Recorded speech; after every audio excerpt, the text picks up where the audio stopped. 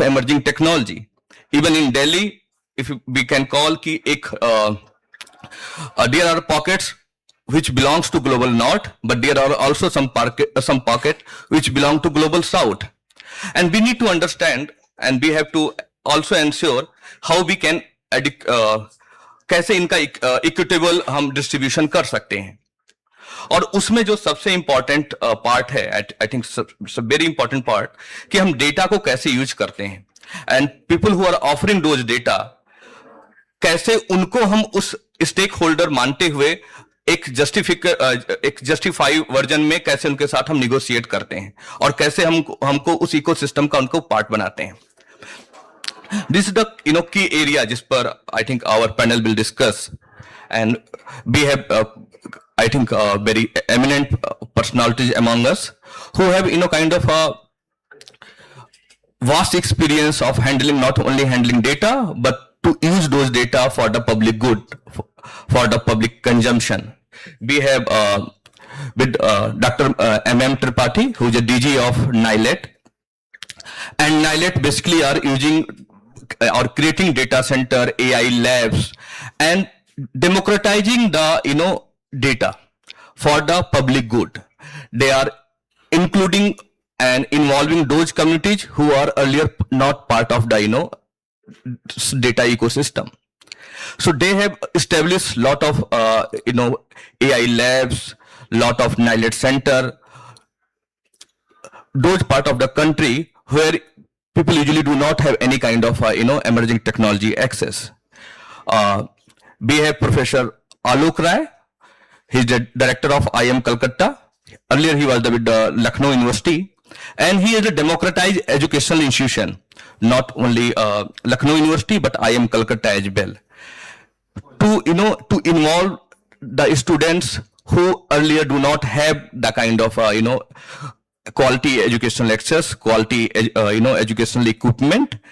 He has created a lot of centers to promote and to make education and technology accessible to all parts of the society.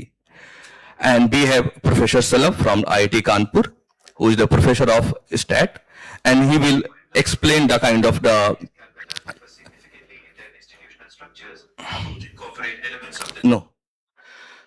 who will explain the usage of data.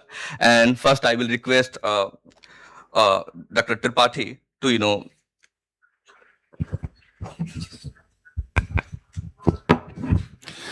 Thank you.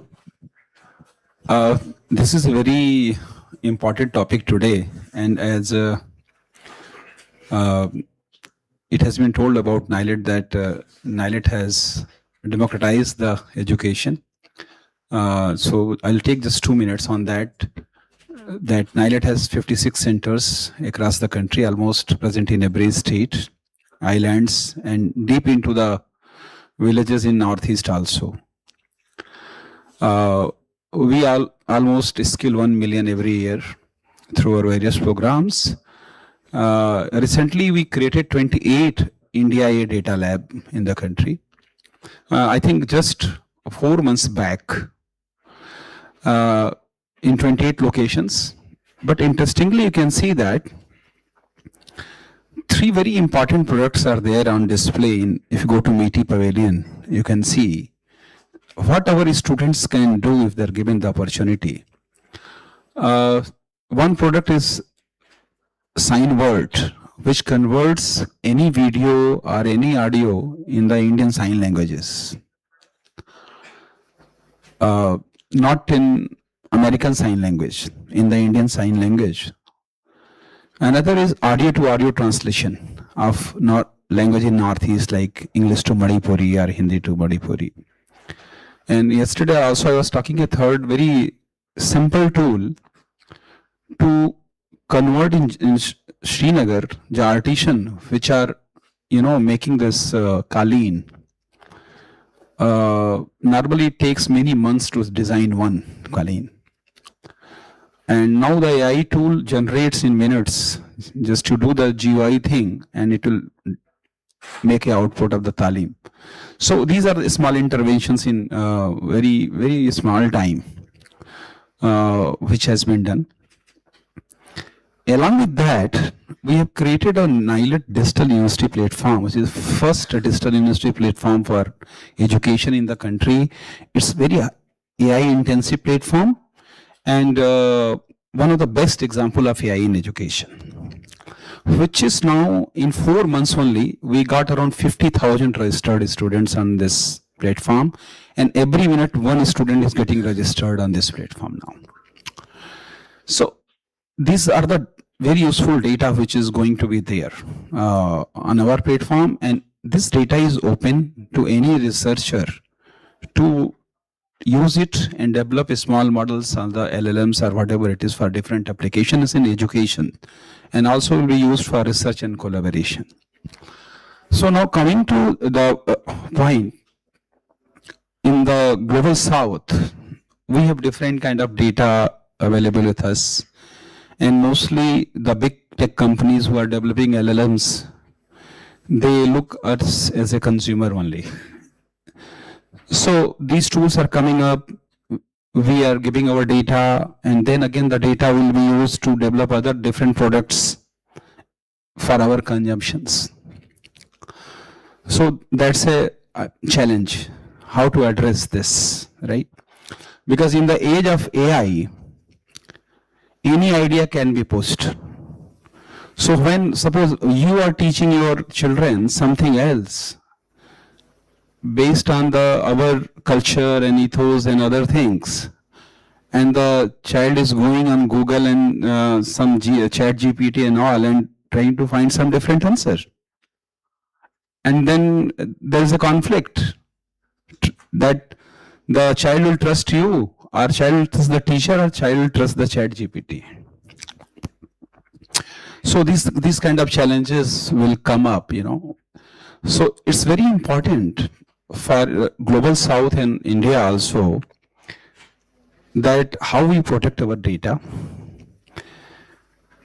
and how can we develop models for ourselves instead of relying on the large language models for everything, because that is the area where there will be a lot of competition in the world. But certainly we can develop our own small models. We can develop foundational models using our own data for our own applications. So I have just given 3 examples, whatever students have done. So like that, there are many, problems, statements in the country. India is a very diverse country, and we have different kind of set of the problems which Europe doesn't understand or the US does not understand. And at least we should create the solutions for our own problems ourselves, rather than taking a model and training on our data and customizing it to provide solutions, because there are certain threats associated with this. We have been listening to different kind of threats. So it's important also, if you use the model from different companies, you have to see that do we have some safeguard that the input can be filtered or the output can be filtered. So those things are not available straight away you are using it. So we have to see if you are adopting the models from other institutions, we have to see that proper safeguards are taken. And the important thing is that creating small models for our data, because that also important for our economy, I mean, we have been seeing that we are creating products for many companies, but we are the only consumer economy, and money flow is always going from India to outside. If we can create, at least in AI, heavy engineering we cannot do, but if you can create AI models, small models, which are consumed in the India, and the money can stay within the country, that is also a very important perspective. With that we have to see. So these are some important points which just I wanted to see in the beginning, and then we'll be taking questions and answering some other things also. Thank you. Alok sir, we usually earlier we were talking about the roads, electricity, ports as a development infrastructure, and we basically consider them as very critical thing in the development discourse. Now, data is very important, and we are also thinking about the data centers, not only for the industry, but also about the academic institution. How you imagine the role of data in, for the future ready institutions and for the future of education, the importance of data. Can I speak from there? Yes, sir. Yes, sir.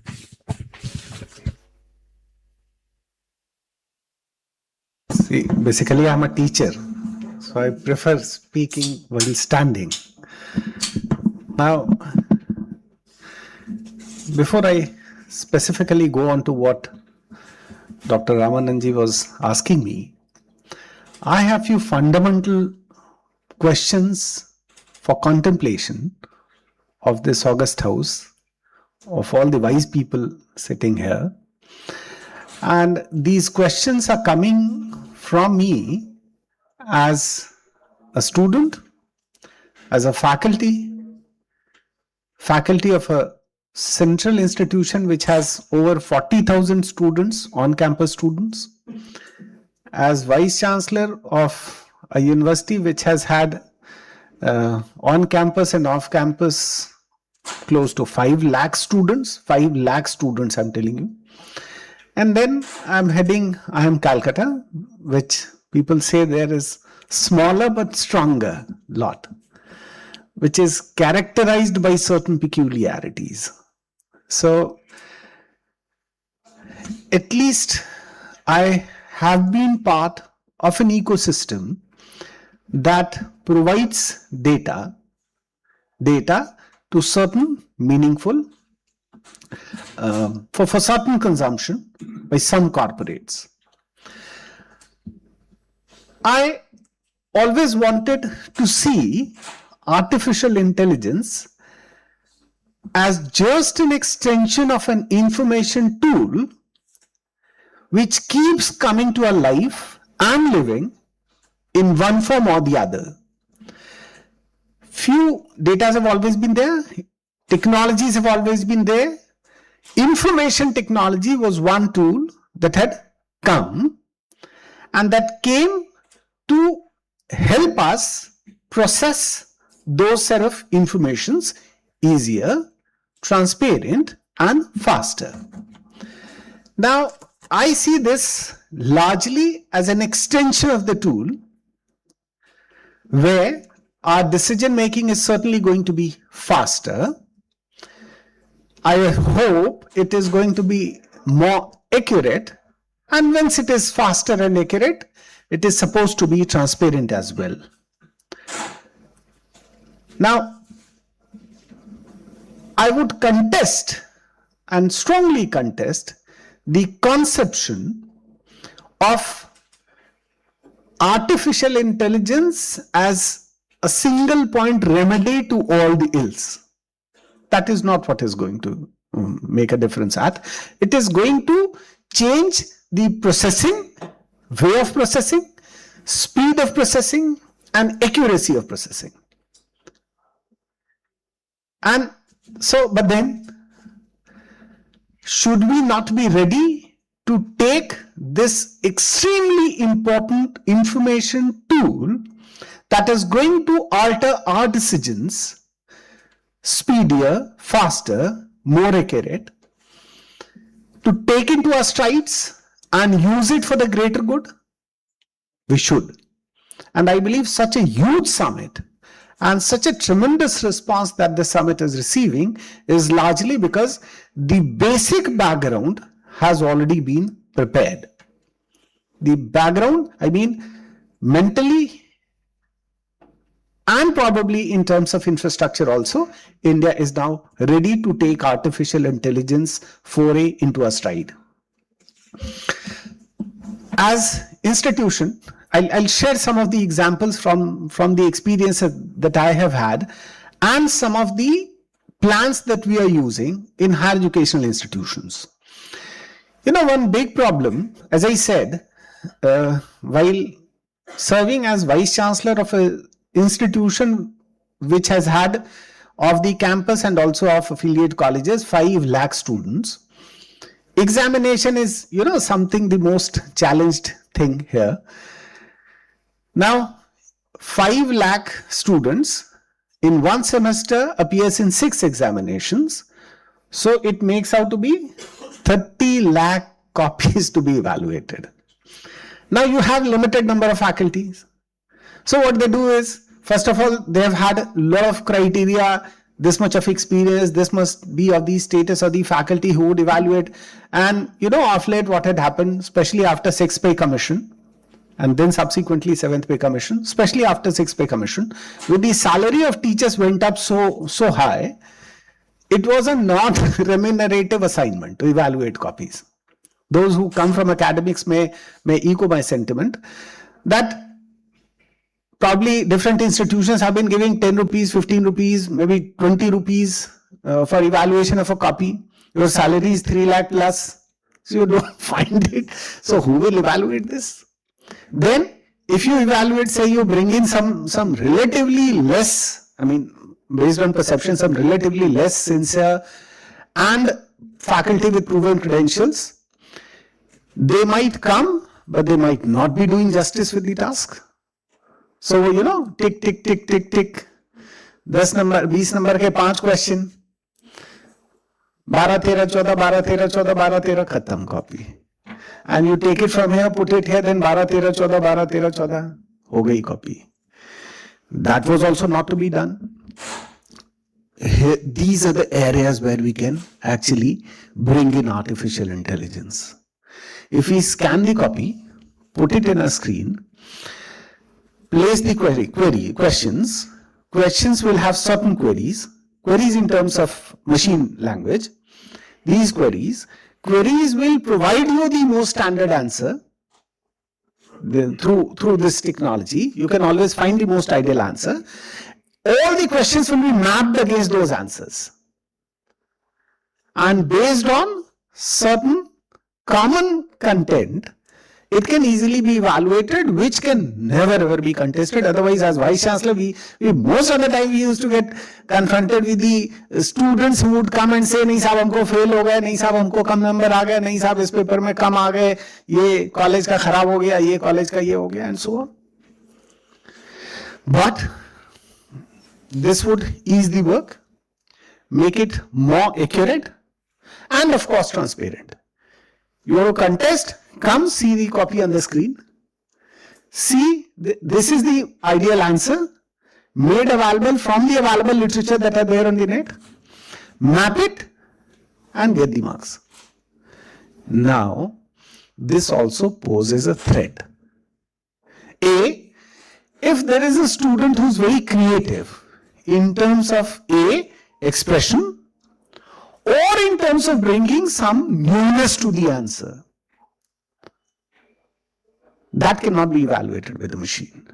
But then, based on those exceptions, or only accounting for those exceptions to the system, you would not design you will not let all those lakhs of students suffer for the time and inaccuracies of the system. Now, what we did, when I came to IIM Calcutta, there I thought, there's a smaller institution, of course, smaller but stronger institution. So let us try and experiment this. So I called one of faculty there and I said, can we do this? So the faculty himself developed a tool and he said, I'll evaluate based on that tool. I said, but also evaluate yourself, manually also. So when we are introducing things, we need greater acceptance of the concept. So let us have this manual evaluation. There is the machine evaluation based on artificial intelligence. See what artificial intelligence is. It projects the future based on the patterns of past. Isn't it? Nothing more, nothing less. Because of the technology, it enables you to do it faster. Isn't it? Extrapolation. Now this extrapolation is not only mathematical but is all pervasive. In all our decisions, this kind of extrapolation can be done. Now, so I said, let us evaluate using both the tools, manual as well as AI, and then share this with the student. Let them select which answer they want, which marks they want. And then gradually, this is what we've done in the last term. But that was only for a course to assess what is the response of the student, because such a drastic change, if you're going to create, there has to have greater acceptance also from the customer side. Now, in order to standardize it, I said, let us not rely on one. Let us have 3 separate tools. Expose the answer scripts with all these 3 tools, and let us either take a mean value or the highest of them all, largely to be more student friendly or to be on the student side. Let the benefit of doubt be given to the student. So let us agree between the two that either a mean or the highest of the 3. And then gradually it will accept. But in all these cases, in all these discussions, am I not finding or concluding that all that we are talking of, be it I was just talking to some young people, researchers of CPRG.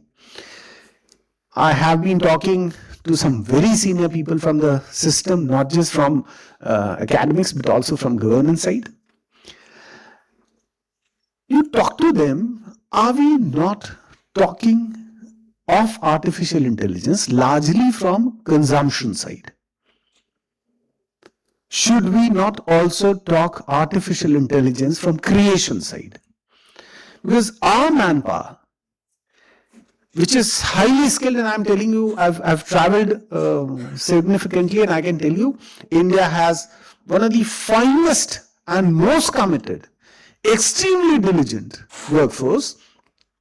In order to leverage them, we are going to move beyond this artificial intelligence being seen as a from the consumer side. We also going to see it from the creation side, as if can we create. Now this is very important, and I appreciate the government for taking such a strong measure and taking it this far, is that largely, and Honorable Prime Minister, I read in the newspaper, has talked about creation of artificial intelligence products.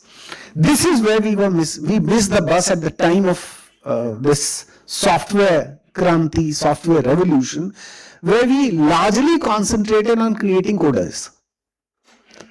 And that is why civil engineer is also working in an IT company, and mechanical engineer is also working in an IT company, and some basic computer knowledge you muster, and then you would get the status of being coder. Our contribution towards creation of software products have been something which we could have and we should have done a little more. And this is a high time where India has got to take things in our stride and create the products, which, I mean, creation side, so that we can serve the rest of the world, taking them as consumer by selling our product, not just consume ourselves. And this will also solve the larger issue of, that is a much talked about issue of, what will happen to the fate of all these people who will get unemployed because of this. So it is important that all the data that comes out of, I mean, from the student fraternity, which is a very significant portion of our population, what is going to happen to this data?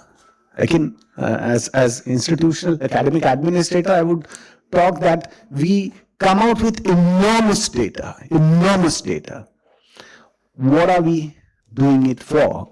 With such high speed AI, I mean, information technology tool, which I still, my underlying thing is, I still take it as an extension of an information technology tool designed to support our decisions to be made faster, speedier, I mean, faster, more transparent, and more accurate. So this is what I think is the starting remark that I have with respect to what Dr. Ramananji spoke about. I'll be ready to take up more questions as it comes. Thank you. Thank you, Alok sir. Framing India's data issue, especially from the educational perspective. Professor Sulabh, global AI and data governance norms, basically dominated by or basically set by global north and economies, more developed economies. How, what could be the kind of a role of global south and you know the global south economies, and how they can better negotiate with global north in the age of AI? Yeah, thank you very much, Dr. Ramanand, and thanks Dr. Tripathi and Dr. Rai, who already has created a pitch for me. So I'm basically a professor of statistics and data science, and I'm a professor at IT Kanpur. So we are the people who are say generating the manpower, who are the people behind the creation of AI tools. So first, very important responsibility comes on the academic institutions who are producing the students to teach them about what is an ethical AI and a non-ethical AI. AI, for a common man, it looks like a magician box which is trying to give something out of the box. But the fact is this is based on the input what it is giving to the data, how the data has to be used in the proper way.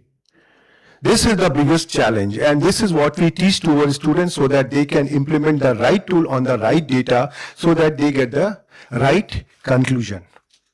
Now, coming to this global south issue, if you try to see, as Dr. Ramanand has pointed out, that our south global countries, they are generating a lot of data, and we should not use them only as a consumer, but we try to help them in developing their country and developing their society.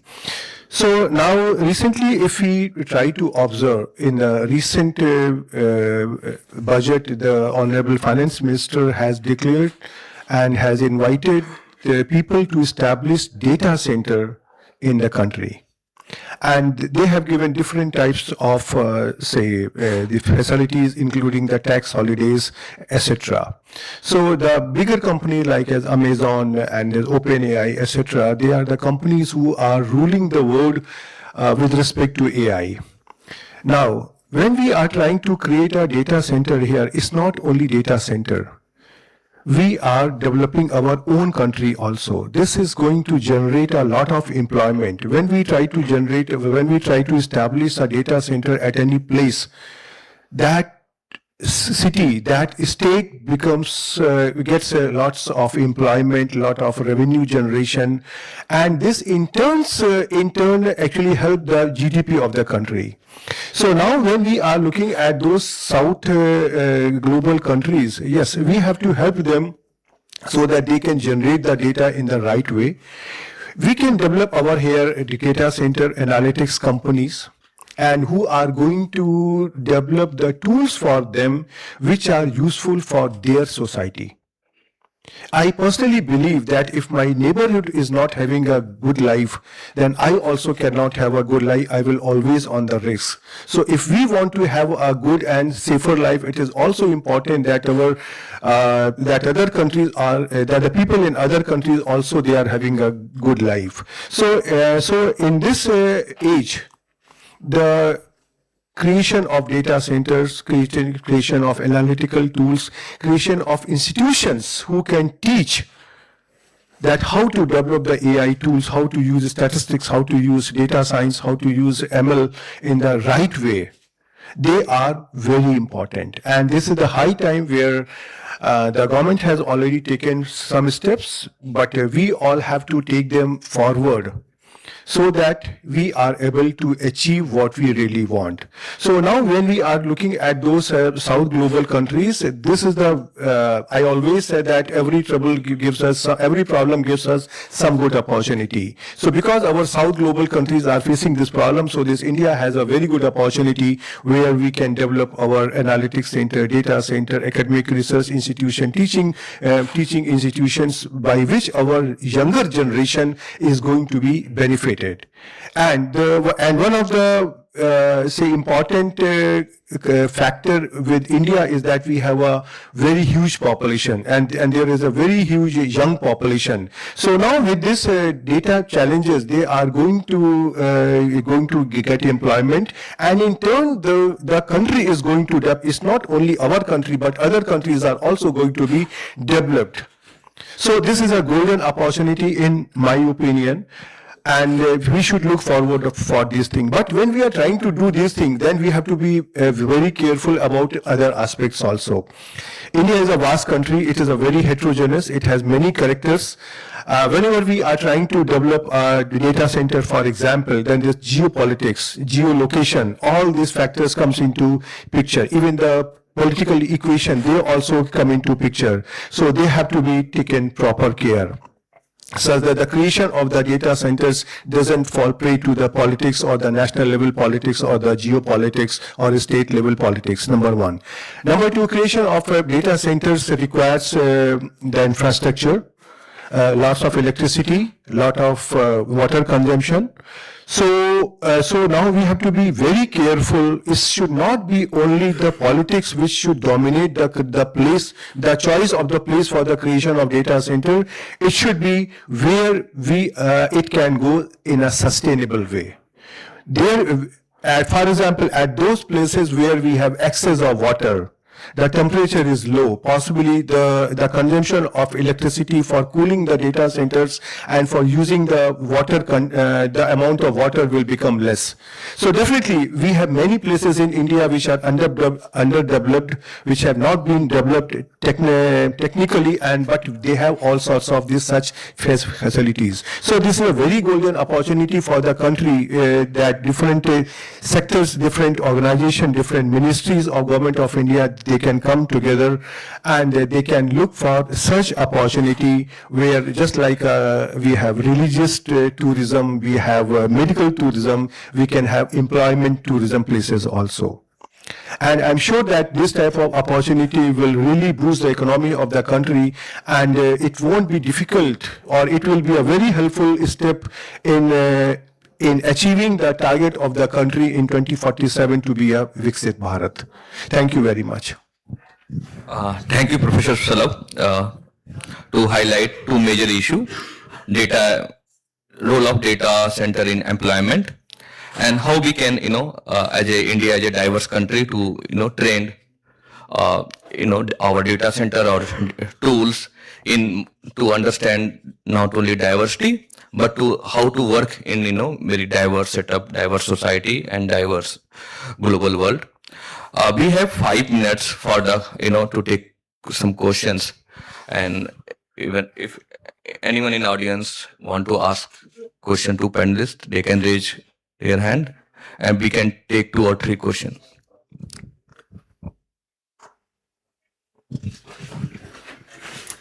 Anyone? Oh.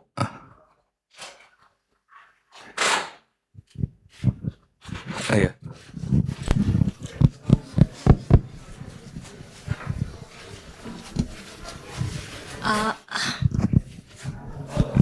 Hi, my question is to the entire panelists, since you are actually having access to academia and you're working with people who are generating tools, AI tools. So since I'm a lawyer and I'm a privacy counsel, so my question is more towards the privacy.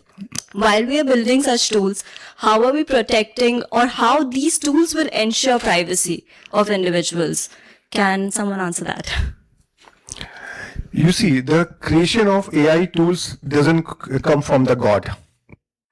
This is only you who create, who give the input to the model, that how the model has to think. So when you are trying to create such a model, at that step only, you have to just take one more variable, that is the privacy. And what type of privacy? In the beginning, suppose if I take 20,000 cases, you have to classify them whether this case falls to the case of privacy or not.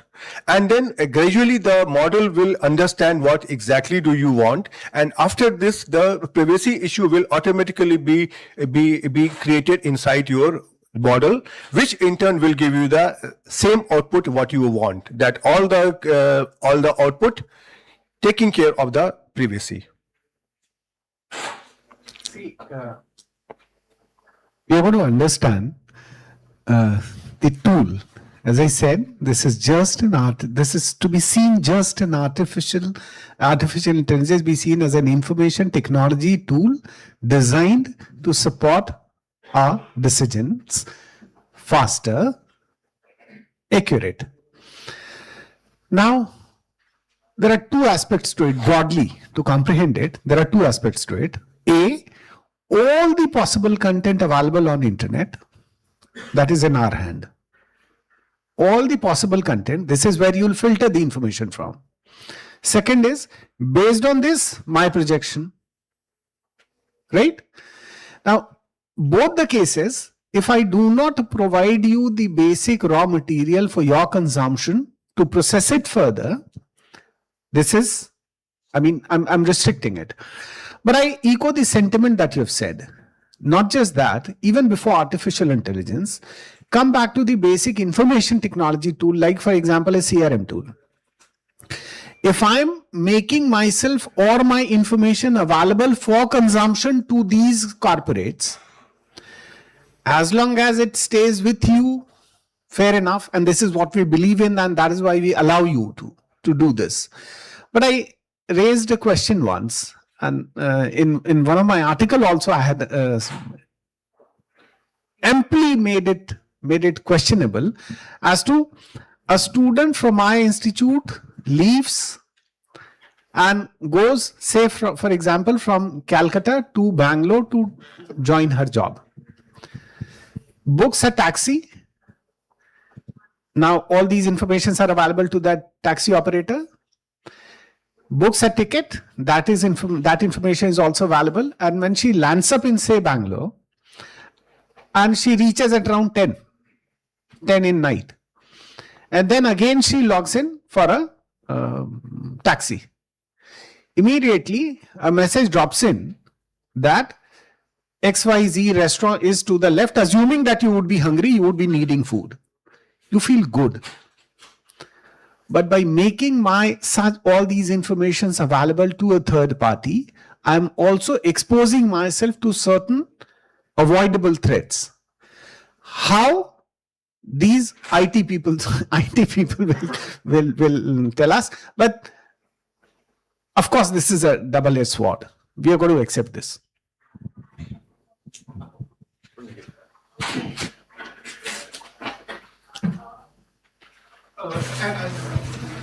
All three of you are leading institutions. So all three of you are leading institutions, and institutions that are themselves generating large data sets in various ways, admissions or data sets, complete training programs. What could be possible measures at the institutional level that, while taking care of all kinds of safeguards, these data sets could be made available for AI development?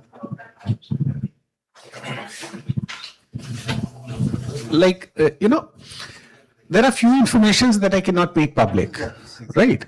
So if you'll ask me, share the basic details of your students, we won't. Share their marks, we won't. So there are certain set of informations that are public, like for example, and you would want me to make it public. By after admission process is going on, you would want the entire merit list to be there on the website for greater transparency. So name, father's name, place, etc., previous background, educational background, written marks, interview marks, and so on. But when you ask me the cell number, I won't provide you. You ask me the email ID, I won't provide you. You ask me the residential address, I won't provide you. You ask me the likings, dislikings, I won't provide you. You ask me the previous company, I won't provide you. So it is for us. And once these things will stabilize, many of the issues will come to the fore. And it is coming as situation is evolving. It is certainly coming forward.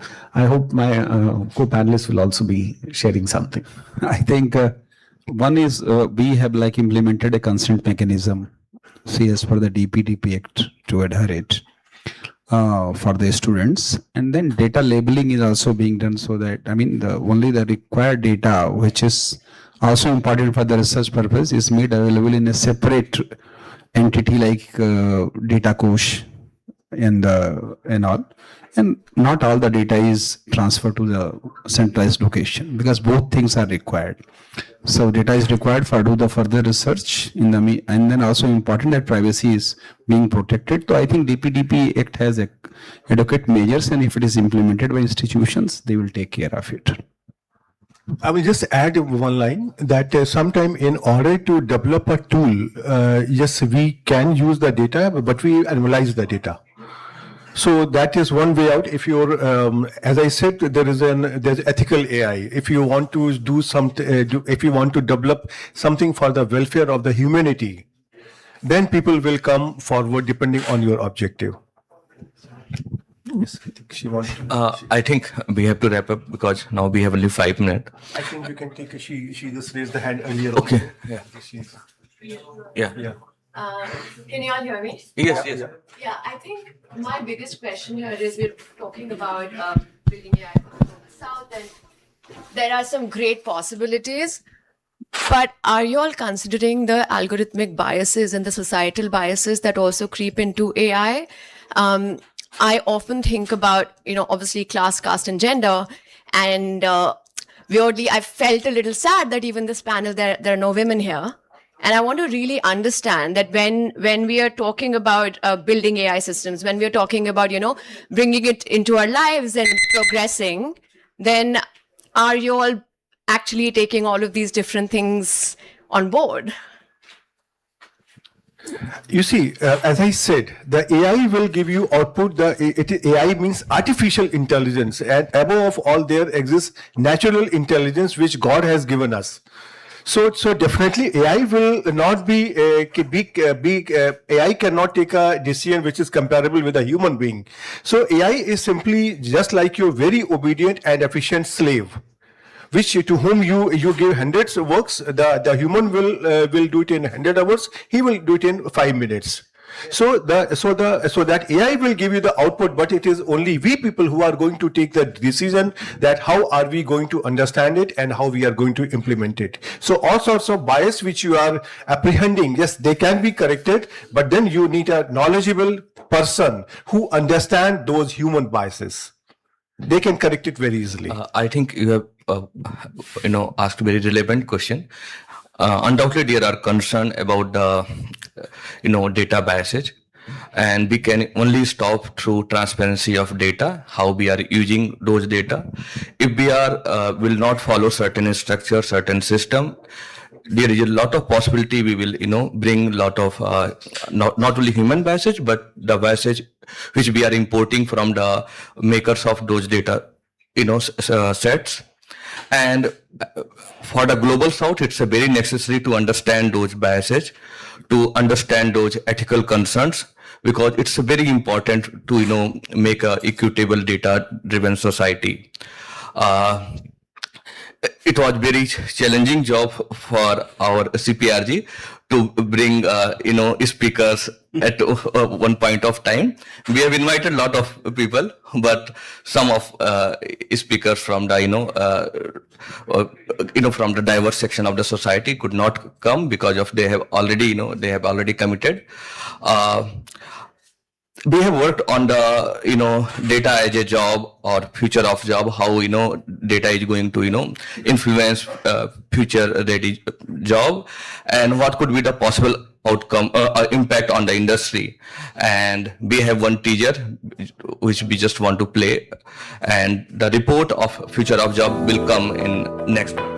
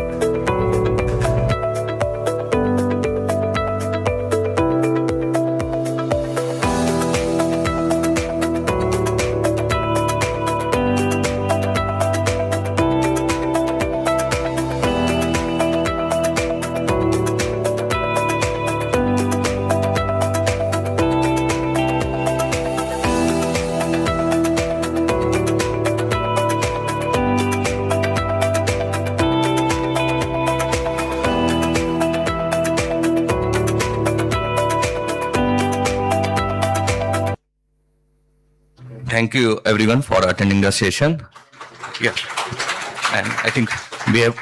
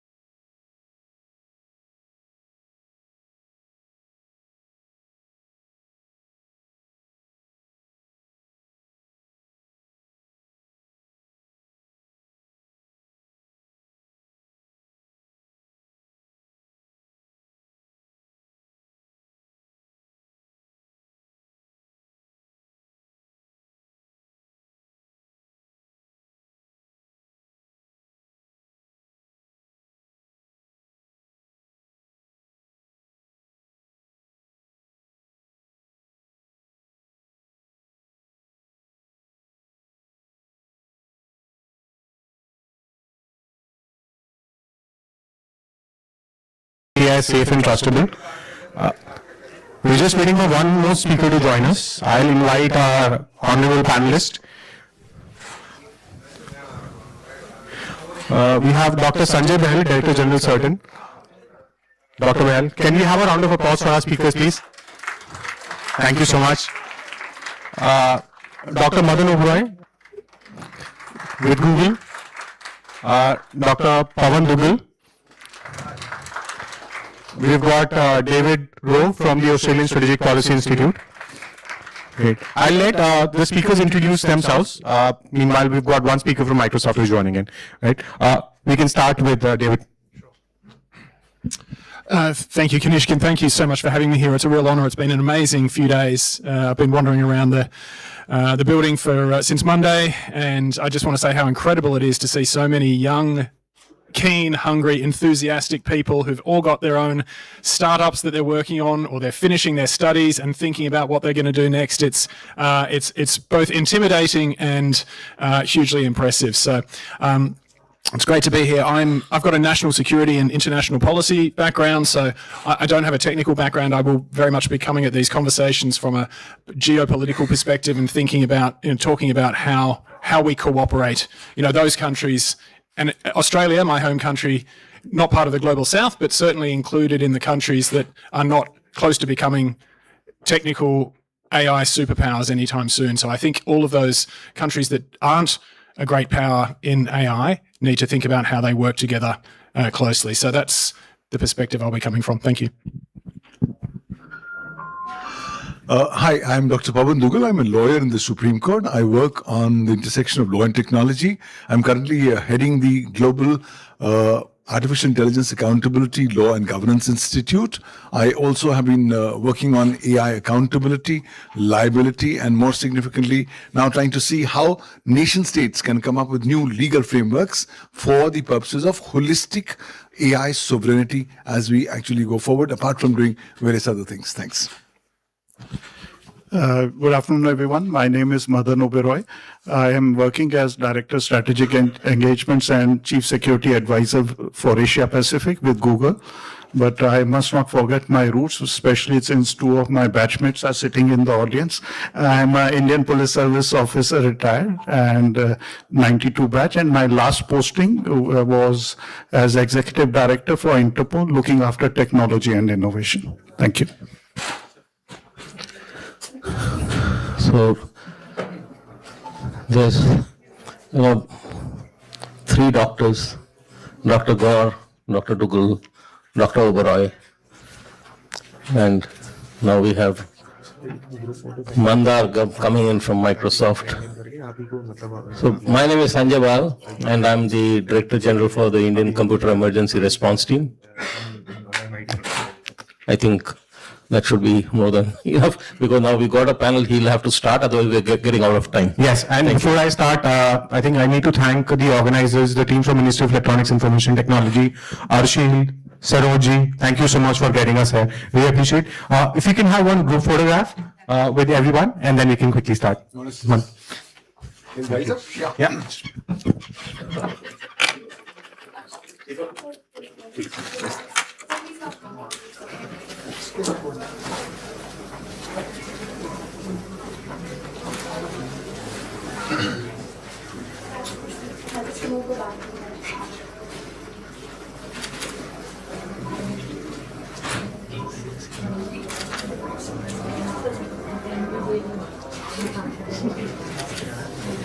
Thank you.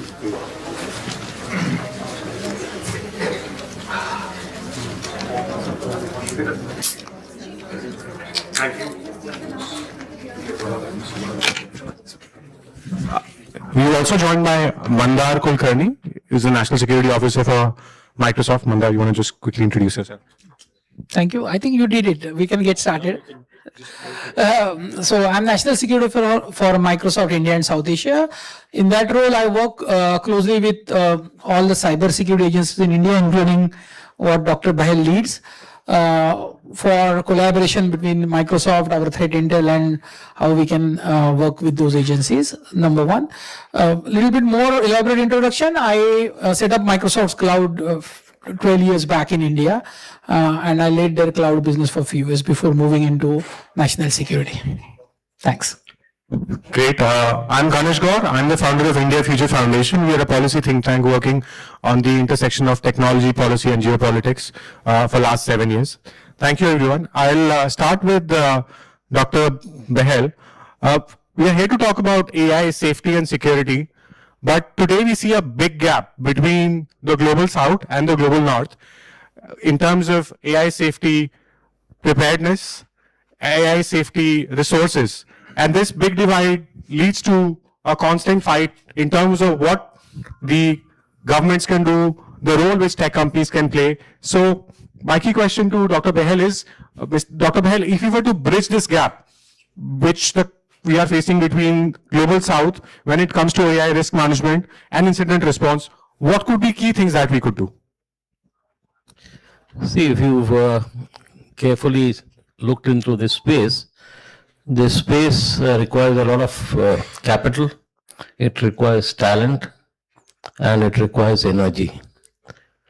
So if you have a gap in capital, you are challenged. If you have a gap in talent, you will be challenged. And if you have a gap in energy, you'll be. Fortunately for India, we don't have a gap in the talent part. We have abundant talent, and we can provide that talent to the rest of the world. Now, those who have the capital will obviously pull that talent. And now we have to be very clear as to how we keep that talent. That's number one. From an energy perspective, if you see, there are challenges, what you see in Europe, they are facing already. So if there are some countries and some companies who have these things, they will obviously be growing, and then that divide starts increasing. So that's where the challenge for deficit in compute and data and models will start increasing. Now, if that divide increases, how are you going to handle those situations? Also, if you see, today there's a challenge in terms of transparency of these models. There's a challenge in terms of the behavioral ability of these AI models. There's also, most of them are, of course, they're from 2 countries, if you see primarily, and the companies there. So there is a challenge in terms of the data which they're being trained on and the linguistic aspects. Because how do you address the local Indian dialects, etc.? Okay, so now I'm not saying just Indian, but if you look at any South, global South, so any of those, so if you look at the African side or any of this, LATAM, etc. So, we have to start addressing it from that perspective, and also there's a lack of maturity of frameworks and regulations. So, if we are not in a position to address these aspects, we will be challenged from the perspective that you have raised. I hope that addresses some portion of what you have. Absolutely. David, I want to bring you in here. Dr. Behel mentioned 2 countries and the global divide we have, and there's so much dependence on those 2 countries. What's your view from an Australian standpoint? What do you think needs to be done? I'll borrow your microphone. Thanks, Kanish. Thank you for the question.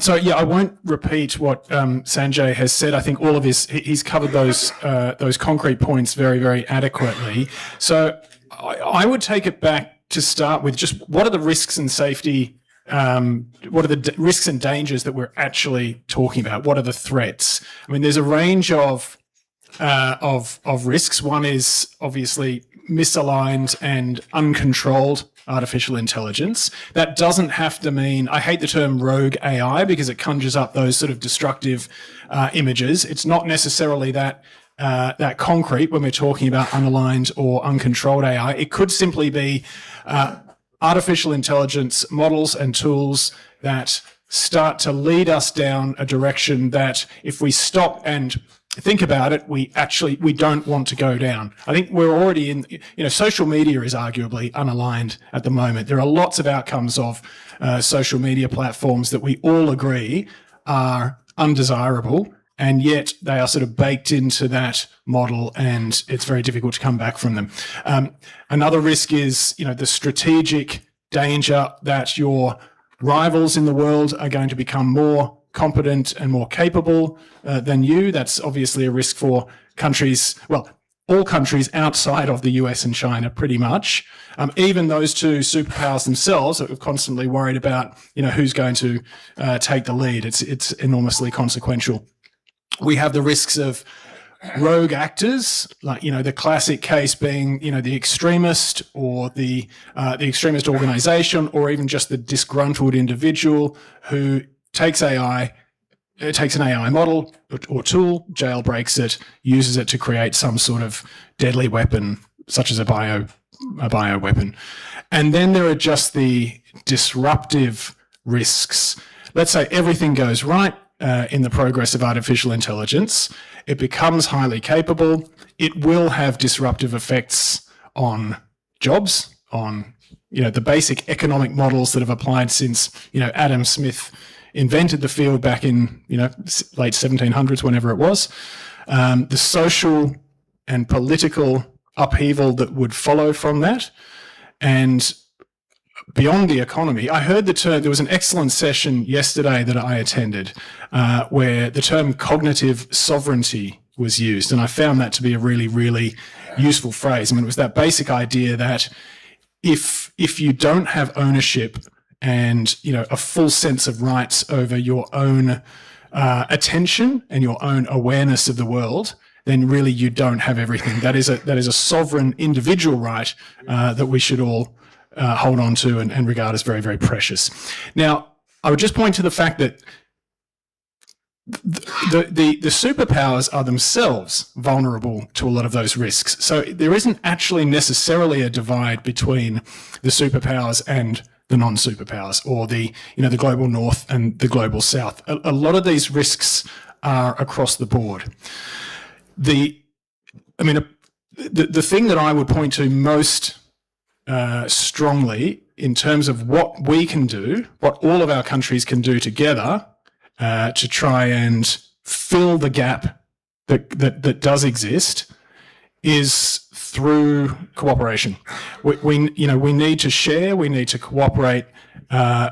We need to sort of build our understanding together and develop a kind of a network of countries that can sort of push back against these threats and risks. Sure. I think that's a very important point in terms of building collaboration. And I think where the role of big tech plays an extremely important role. There are companies like Google, which work both in the global south and in global north, and they have tremendous opportunity and also the resources. So, Dr. Oberoi, what do you think companies like Google to do when it comes to embedding safety and security by design and preventing misuse of AI? Thank you. Thank you for the question. And I would say Google being a hyperscaler, one of the fundamental duties is to provide a secure infrastructure. And when we say secure infrastructure, and I would definitely like to refer to Google's Safe AI framework, which has basically 6 pillars, but I'll stick to 3 interesting points. One is the infrastructure security, where it is secure by design at each stage of the AI life cycle. And how do we do that would also depend how secure our systems are. And then comes the issue of providing automated guardrails. And when I say automated guardrails, I mean things like model armor, where we are looking at the responses as well as the prompts, so that harms through things like prompt injection cannot happen, or while giving out responses, we are not exfiltrating any sensitive data, so those things can be brought in there. And the third aspect, which I would say is basically on the shared responsibility model. And that is where each and everybody has to perform their role so that we are able to take care of the security.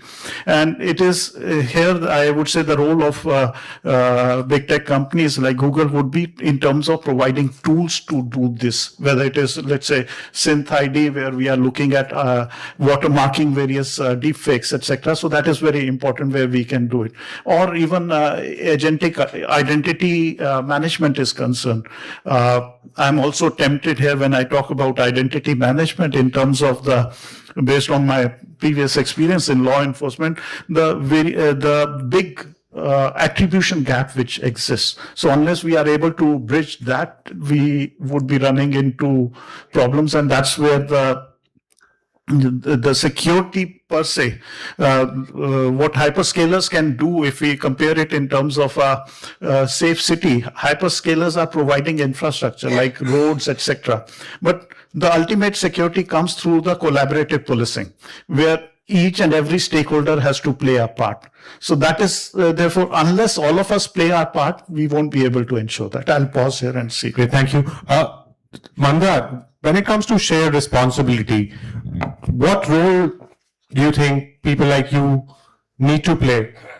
You've been the national security officer, been doing work on cyber, but the rules have changed now. It's AI, the ages of AI. So what do you think has really changed for someone like you when it comes to shared responsibility? I think what you said, shared responsibility, is the key term here. And while sometimes we talk about EU being over-regulated, they actually provided a good framework through EU AI Act, right?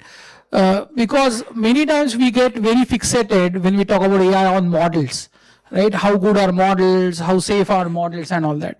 But I think what we need to understand is AI is not only model, right? There are multiple layers, multiple tiers that we need to secure when we talk about AI.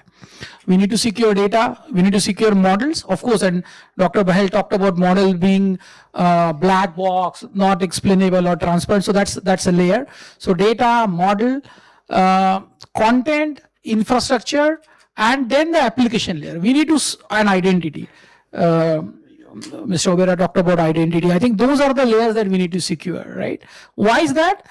Your model could be good, but how is your application secure or not will determine ultimately whether your AI gets compromised. AI is not only model. You're not interacting with raw models. Most of us interact with an interface, right? It could be Copilot, it could be Gemini, it could be GPT, Chat GPT. We interact with that. And I'm talking about the simplest of AI application.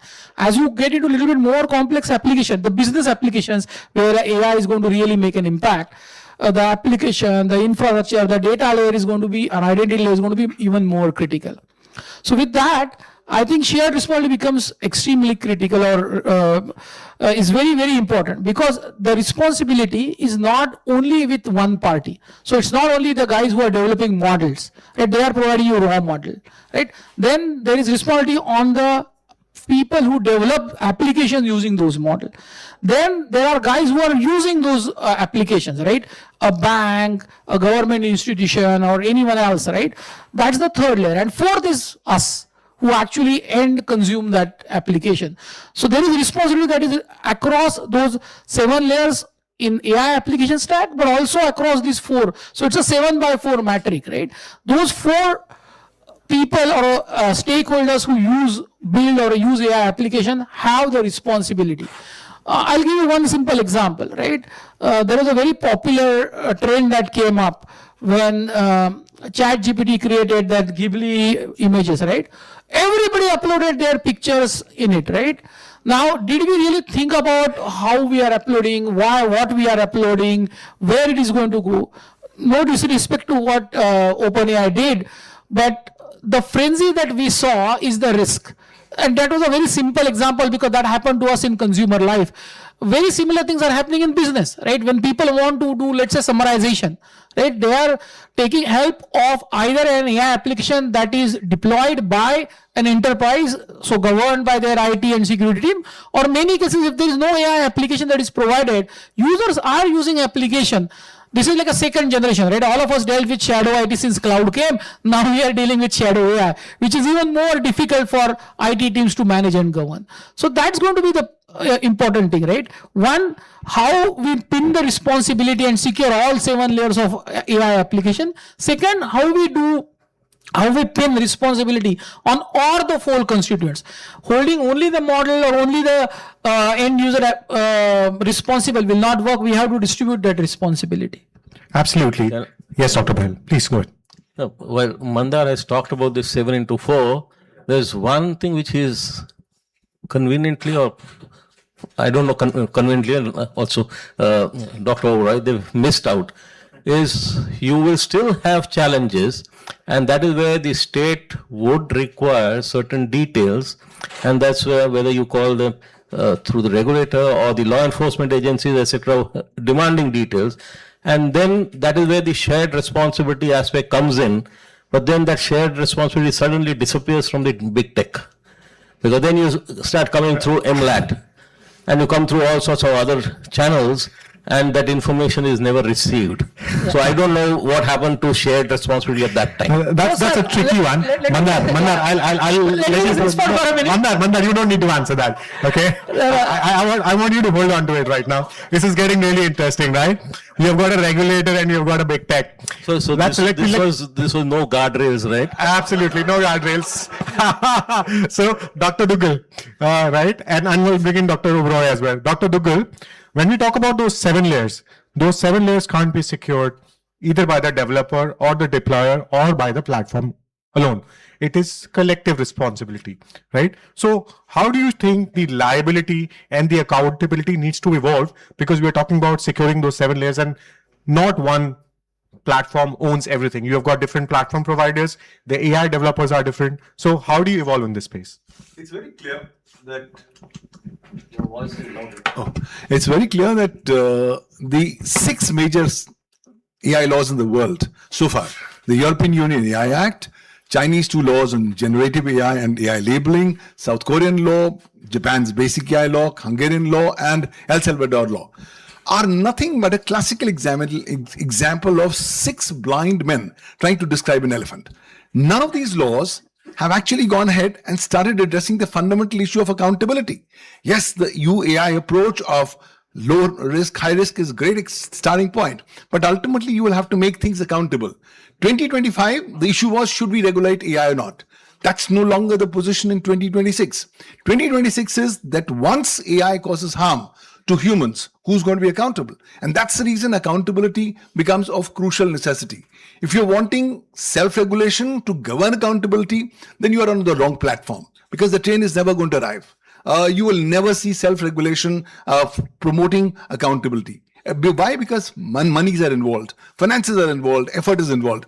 That's the reason we'll have to come up with legal principles to govern accountability. In January 2026, I launched the AI Accountability Framework, which is a collation of all legal principles, doctrines, and philosophies, which lawmakers across the world need to keep in mind as they come up with new laws on AI accountability. How about liability? Can I just make only the coder liable? Can I make the company liable? I think I come up with the new concept of a graded liability model, where whenever a harm gets caused to a human, there'll have to be equal, or shall I say proportionate, responsibility of various stakeholders. Some bit for the coder, some bit for the company who's giving the said model, someone for the company who's marketing, and someone even for the data principal, the user. I mean, I recently got this case where this guy was working with a particular AI model in central India, and he's obviously been bullied in class, and he decides to get solutions from AI. AI says the best solution is go commit suicide. He argues against that, fails. After 3 months, AI is very successful. This man asks AI, what's the best way to end my life? He says, go and slit your wrists. He slits the wrists, thinking that's the end of the life. Parents come in, find him in a pool of blood, take him to the hospital. He's now out of danger, but his hand is paralyzed. Who's going to be accountable in such a scenario? I think we'll have to have graded responsibilities, but for that, you will have to have a regulatory approach. You cannot just leave it to self-regulation. You cannot leave it to cooperation. And how about accountability in terms of transparency? Today I'm dealing with AI as a black box.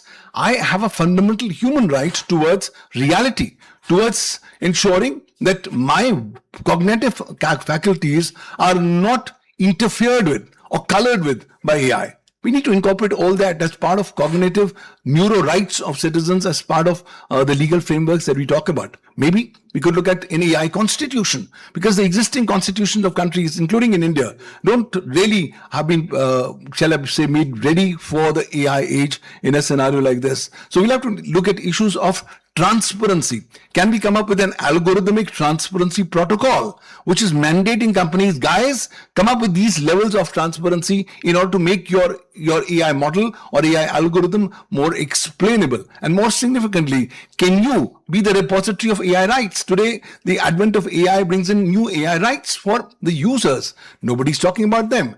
Today, when a 399 pack is launched in a country like India, it's not that world-class services are given to you because you are kind or because you are so special. Sorry. You are the fulcrum of all the data which the big tech companies want to ultimately collect. And if you talk of accountability, I have to also talk of a connected area of cognitive colonialism. Indians have started walking towards back cognitive colonialism. They are ready to become cognitive slaves of big tech companies, ready to mortgage their cognitive faculties at the doors of AI, thinking, well, that's the best of the world. Well, hold on. With more Alzheimer's coming in your way because of your cognitive incapabilities, you have a bigger problem. And therefore, I think the need ultimately to secure your cognitive spaces will have to be an integral part of the accountability governance model as you go forward. You'll have to make them liable. But where do we make them liable? What legal remedies do we provide? Where do I actually sue them? Do I sue them within my own country? Or shall I say the El Salvador model, who says, look, use an El Salvador algorithm, no problem. Wherever you are, harm is caused to you, you come to El Salvador and sue me here. Only then will I be able to look at it. Very interesting point made by Dr. Dugal. One is the whole AI safety repository, and the second part is particularly around your cognitive colonialism. And I was on a TV panel yesterday, and we spoke about how Gen Z was becoming addicted, and their brain was getting rot because all the kind of content they watch. When I go to business schools and I do leadership sessions, I find much of the learning is not happening through classroom, but it is actually happening through reels, which is really bad because you have some superficial knowledge of a subject, but you don't know what it is there in the depth. So if you were to make an AI safety repository to bring more safety, security, and more ownership between regulators and developers in emerging economies, what are some of the key things we need to do? And this question is for anyone who wants to take up from the panel. Dr. Oberoi, you want to chime in? So in terms of the repositories, and I assume you are referring to the regulatory repositories, what I would say that there's a need for these kind of repositories because we need to learn from each other. We need to have repository, at least regional hubs or regional alliances whereby we can exchange what is happening. At the same time, one point which I think Pawanji mentioned was with regard to the ability of these regulations to be sensitive to the local languages, cultural nuances. That is very important. So that also has to be kept in mind. But at the same time, we also, in order to encourage innovation part, we also have to provide for the regulatory sandboxes. And that's where a lot of things need to be developed. And that's where probably if you look at the overall environment about what all is happening on the regulatory front, that comes into picture. And so I'll summarize by one, collaboration in terms of repositories, whether it is at regional level or global level, ideally at global level, but at the same time, being sensitive to the cultural nuances and the local language, dialects, etc., so that our notions of biases are not influenced only by the Western norms. So therefore, it has to be sensitive to the local nuances also. At the same time, providing an environment for innovation through sandboxes. And I think I'll refer to one of the previous comments which was made in terms of providing enough regulations to make sure that we do not cause any harm. But at the same time, I'll just like to point that we have to be careful that we do not curb the innovation part. So it has to be, as has been one of the sutras of the 7 sutras, that innovation is much more important than the restraint. So we have to be more positive on that aspect. I'll pause. Interesting. David, how do you build interoperability in AI governance without compromising national sovereignty, innovation? Okay. Thanks, Ganesh. Well, I mean, there are certainly some foundational and fundamental things that you can do while still allowing for a lot of room to move at a national sovereign level. So, I mean, you can agree on some really basic things, like, for instance, the illegitimate use of AI to carry out force or violence, for instance, like a bioterror attack. I think everyone can agree that that is something for which there should be very, very strict guardrails. But at the same time, you can allow for a lot of sort of national approaches to allow for sort of local conditions. But I think, like, at a more basic level, I think we need to get away from this idea that every commitment to international cooperation is an undermining of sovereignty. Like, that's actually the wrong way to think about it. All international agreements require some compromise, and you compromise because it creates a common set of understandings where everyone is better off. You might not be able to do whatever you want, but across the board, with each international agreement, everyone is better off. It lifts all boats. That's the whole idea of multilateralism, of international cooperation. So we've got to get away from this idea that it's a undermining of sovereignty. And I would point to the fact that with AI being a very strong example of this, what could be worse for national sovereignty than having excessive control in the hands of private sector companies, organizations in other countries? It's not an attack on big tech at all. It's just the point that a private sector company that is not accountable to your state in any way is a much greater danger to your sovereignty. Absolutely. Than, we saw that during the time Grok was creating all those filthy images, right? Certain countries decided to ban Grok and X, and it's only after that the response came in. Certain countries just limited themselves to leaving threats, open threats, I would call those. Dr. Behan, any thoughts on this? I know you're looking on the other side, right? No, I think David has made a few very critical points. One, in his first session, he mentioned about people should be sovereign, and you're going to have challenges now when you're looking at implants coming in and AI trying to tell you what to do. Now, are you thinking on your own or someone else is thinking for you? What happens if more and more people in a nation start getting those implants? Who's driving you? It's probably those big tech companies. And that's what Dr. Dougal talked about, colonialism. So you become a slave again. And then what's happening from the perspective, if you see some of these research reports, right in somewhere in the top few, India is using AI. The median age is 28 years. Whereas if you see that, where does US stand? It's somewhere around towards the bottom end. Why? Has someone thought about it? Why is that so? I don't know what the right answer should be, but my view is that I want you to use it where I don't want to use it, so that you become a slave to me. Right? I will do critical thinking because that's one of the requirements as we go forward, critical thinking. You have no critical thinking anymore. I have the critical thinking. I will be developing the models. I'll develop what I want and you use them. So you become a slave again, as Dr. Dougal mentioned. So I think there are multiple things which are happening. We have to be careful about it. And then on the other side, we say AI is going to have an impact on the economy. And as David just mentioned, the companies are driven by commercial aspects. They want to make profits. I was just talking before we entered the room that if AI agents, models, and when you're looking at cognitive AI, etc., they are going to be doing all the work for you. So you will have a challenge of resource is actually earning money. So if there is no earning of money, where is the income tax? So if these models are going to do the work, where does the tax go, or where do the profits go? It's not to your country, it's somewhere else. So what happens to the governments? Is it going to actually create an economic impact or a drain? And then what happens to your yearly budgets, which come that income tax itna ho gaya, income tax utna ho gaya? Oh, kiske upar tax hoga?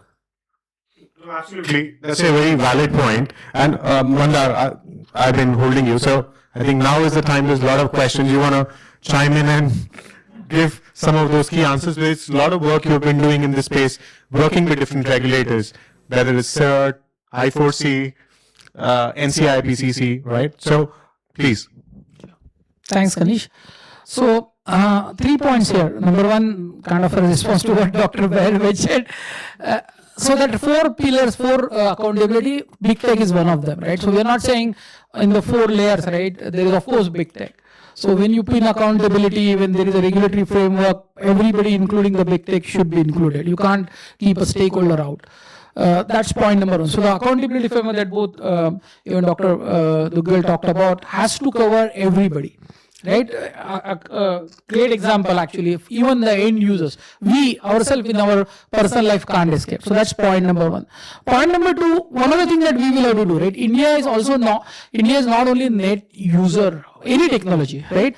We are also the service provider, right? We develop application. What we do great, India, is diffusion. Right? You look at the biggest success that has come out of India, our DPI stack, right? JAM, DPI stack, right? We didn't build Kubernetes, right? Or we didn't build any of those many of those technologies. We did definitely build a lot of them, but we used to diffuse technology, right? Everybody, without we knowing what technology drives it, we use Aadhaar, we use mobile, we use the entire payment, all of that, right? So where we are great at is diffusing technology. In my opinion, that's something that we need to also keep in mind when we look at AI. Should India develop AI, whether it is models or chips or all of that? Definitely. But while doing that, we should not slow down and we should use diffusion. Because if we slow down, our competition is not going to slow down, right? We have countries to our left, countries to our right, and all around us, right? Who are investing big on AI. They are doing it all. They are developing their own models, they are developing their chips, but they are great at diffusion.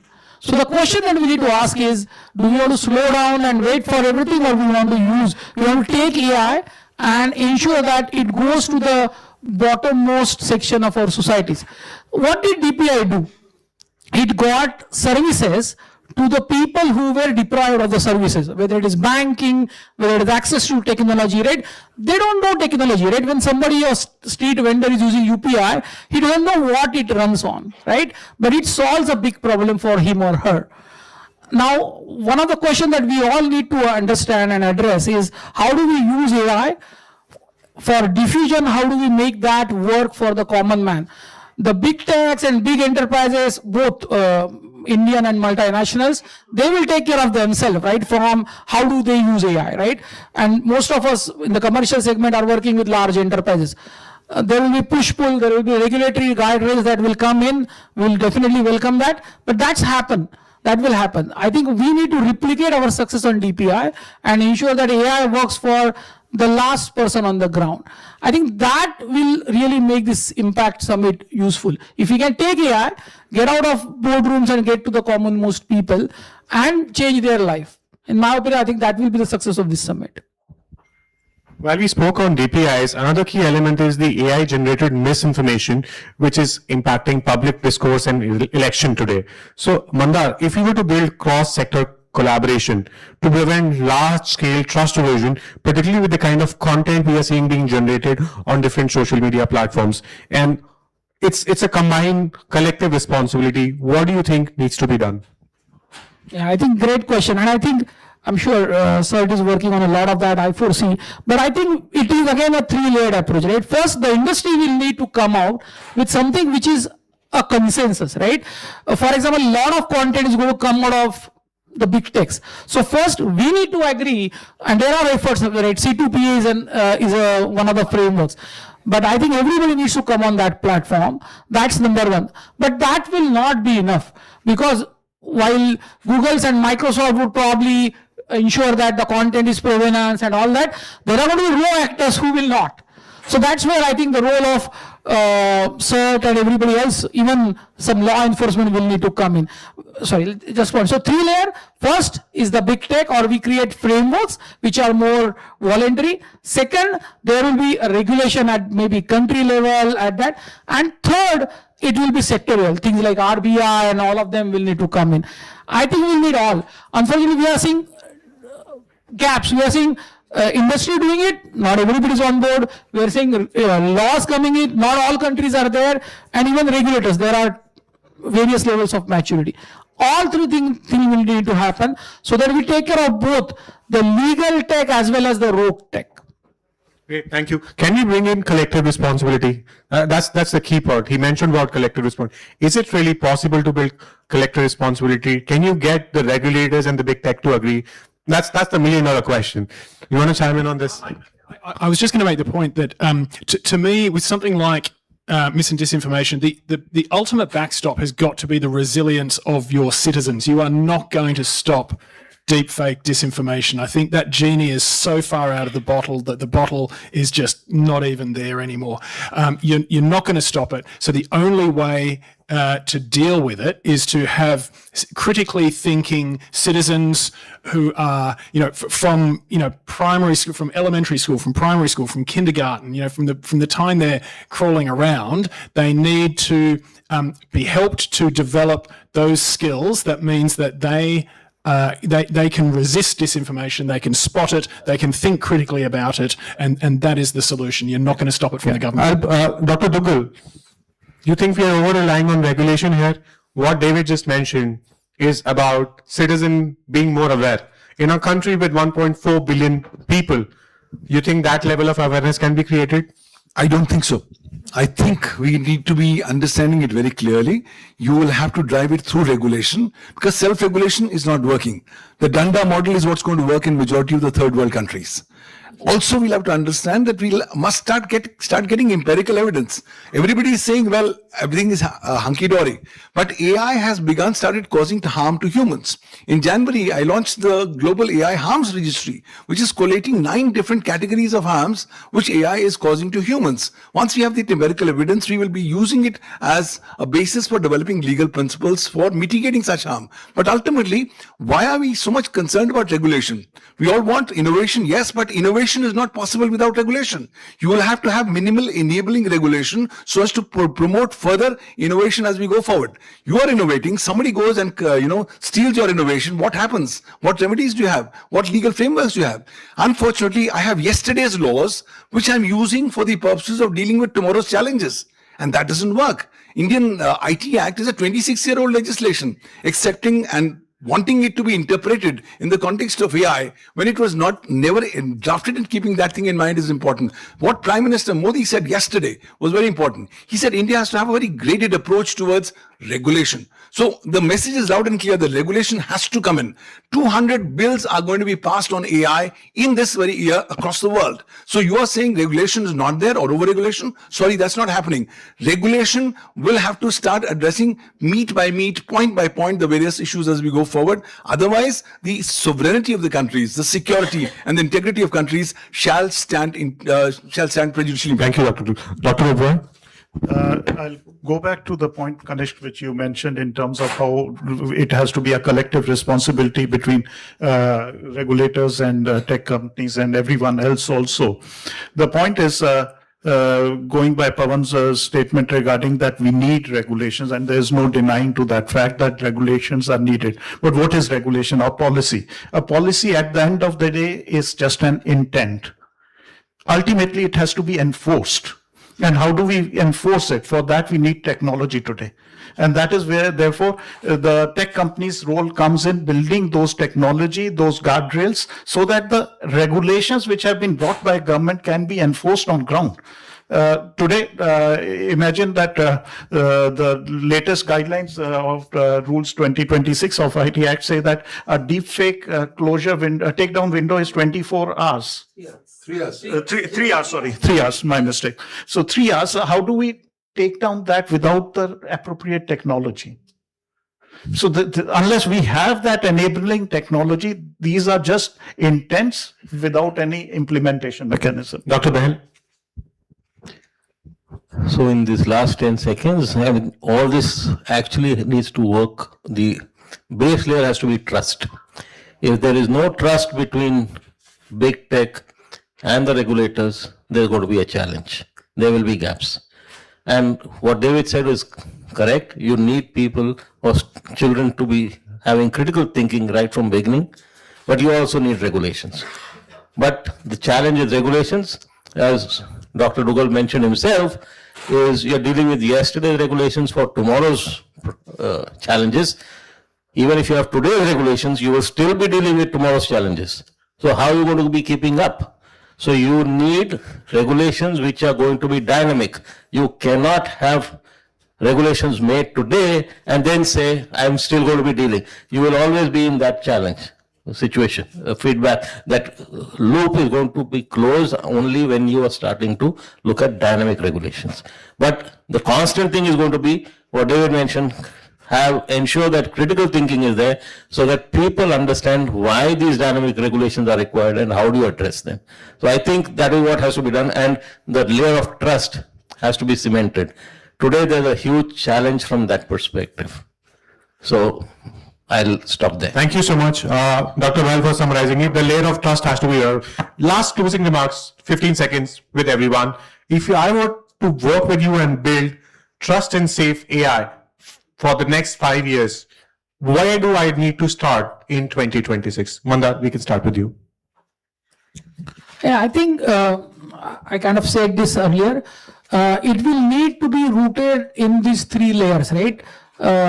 Where the industry will need to build a trustworthy framework. There has to be regulation, of course, and the third layer where we do the user education, as David mentioned. It will need to be all three of them. And actually, Dr. Bahel summarized it well. There has to be trust in across three layers, right? All three layers will need to trust with each other and continue. Thanks. I mean, trust follows safety without stating the obvious. That, I mean, we've got to concentrate on safety. In order to achieve that, I think government needs to be the standard setter for artificial intelligence. This is the most profound technology that humanity will ever invent, ever introduce. There is nothing like the legitimacy of the state to control, well, to direct and guide something so powerful. It cannot be left to the private sector. The role of the state representing the people, the citizens, is absolutely crucial. The government needs to be the standard setter here.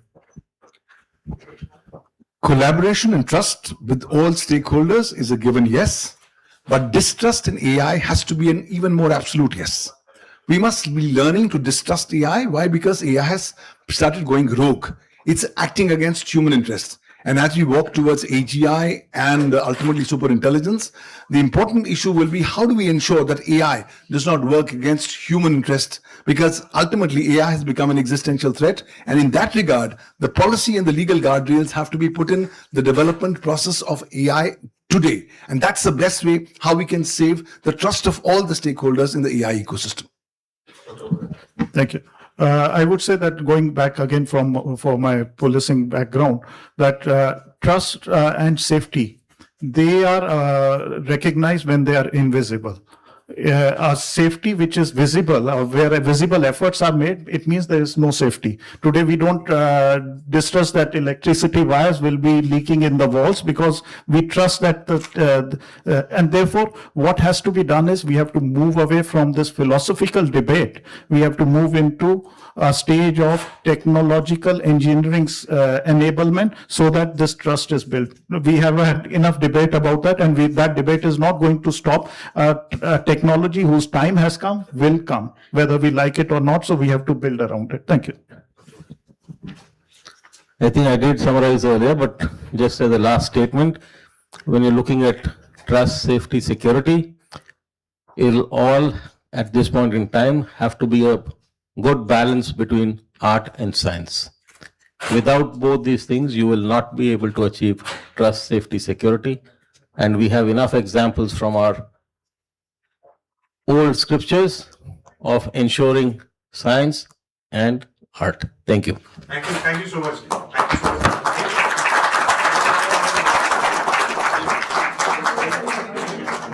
Before I let my panelists go, if anyone wants to ask any questions, I'll start with.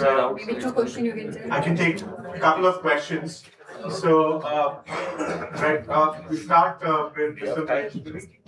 Yeah, do you want to quickly? Next session is this one. Mr. Maheshwari.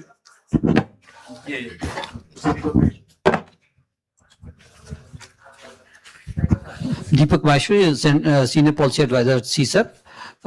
So when you're looking at this whole thing around trust, I think what we also need to look at is, as was mentioned earlier, in terms of this whole perpetuation about the tendency and the chances of post-colonial dependency. And I think from that perspective, it is important that the communities, companies, as well as the citizenry and the countries in the global south also get equitable space at this global discussions around 3 E's: equity, ethics, and ecology. Thank you. Thank you. Mr. Maheshwari. Yeah, maybe going forward, what do you think should be the right model for governance or regulation? Not just in view of maybe AI, but maybe such future technologies which are going to be equally harmful and equally transformative. Or equally beneficial. Yeah, I'll let people face the questions. Anupama, you wanted to ask, right? Hi. So my question is, this is related to a situation. So at this point, we've all been discussing about humans and AI. My question to all of you is a situation when agents are interacting with each other, and especially when we're talking about agent to agent being developed, concepts like MCP. So if in the next 5 years, it's when the agents which are talking within themselves, and this is when we're building up agents, let's say for government organizations or let's say companies. One last question. I want to take up someone from the back, right? Someone's, yeah, go ahead. I have a quick question. Two gentlemen over here mentioned that onus is on the regulators for making sure there are guardrails in place, and the onus is on the citizens for having critical thinking. But why did the big tech platforms have to rush to release models like LLM models without having the guardrails in place in advance? What was the need for having rushed it all out without ensuring that people were ready to use it more responsibly, especially at a time where organizations like fact-checking organizations are retreating, their budgets are crunching down, and people whose job it is to even detect fake news or fight fake news or fight deep fakes, they themselves are retreating. You'll see the number of fact-checking organizations and fact-checkers is also going down. So why not put that guardrail in place first? Which one do you want to pick up? Okay, let me pick up the regulation part. I think countries in the global south, particularly India, cannot do a cut, copy, paste. We cannot have an EU model applicable here. Why? Because the ground realities are different. Number two, in the developing countries, going back to regulators or to the legislature and getting amendments is going to be a tall process. So I advocate a principle-based approach. Let's look at broad legal principles, which can be effective for narrow AI, agentic AI, AGI, and superintelligence. And then give sectoral regulators the flexibility to come up with sectoral specific regulations. That's the best way going forward. Otherwise, it's going to be difficult because even if I make a law today, in the next 6 months, it's going to be obsolete. The DPDP Act is obsolete vis-a-vis AI because it does not mention AI. So obviously, I'll have to give that flexibility to the government to come up in that regard. And also, we'll have to look at the common minimum denominators. Let's not reinvent the wheel. Let's look at the experiences of other countries and then try to see how can we go ahead and do things in this regard. Hello. Hello. What is our strategy about developing the critical thinking among the people? We have millions of people who are studying in higher education, but the way we are teaching, way we are doing the critical thinking is a key part. So are we also thinking of developing a model which will inculcate critical thinking among the people in different domains, not only single domain, but different domains? We are running out of time. I got your question. Thank you. Just Critical one last comment, and we can have the speakers speak to you offline. They're here, right? Yeah. I'll take the agency question. I think that the recent Maltbook case was incredible for the fact that if you leave agents in a space together, they don't just sit there and do nothing. That's the most incredible thing about it. Even if the more extreme response, even if the more extreme things that they were saying, some of those were fake because they were actually put in by human beings. But even if you knock off the most extreme ones, they actually don't just sit there and do nothing. They start talking to each other. We are in a really profound new era. And that's why I think a lot of the conversations are actually kind of legacy conversations. I think we're talking as if we're still in the same old world. We're not. Great. Actually, we'll have to go and reinvent our legal principles. Actus reus, mens rea are irrelevant today in the context of AI. And therefore, new legal principles, new legal futuristic approaches will have to guide us as we go forward. Absolutely. Thank you so much. But this, we are run out of time. I'll thank the mighty team for the support. Can we have a round of applause for our speakers, the audience, and also the team from India Future Foundation? If you can stand up, please. You have been working for the last 20 years. Please come forward, my India Future Foundation team as well. Join us. Yeah, we'll give the token of thanks. I'll just get one of my team members. Pankaj, can you come in forward? Yeah, Pankaj. We have a token of thanks from the mighty team. I'll ask one of my colleagues to come in as well. Pankaj, can you come forward, please? Ashish? Deepak? Shreyansh? Yeah, if you guys can come forward, please.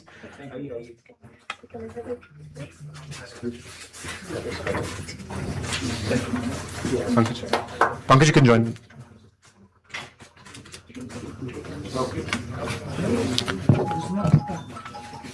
Thank you, ma'am.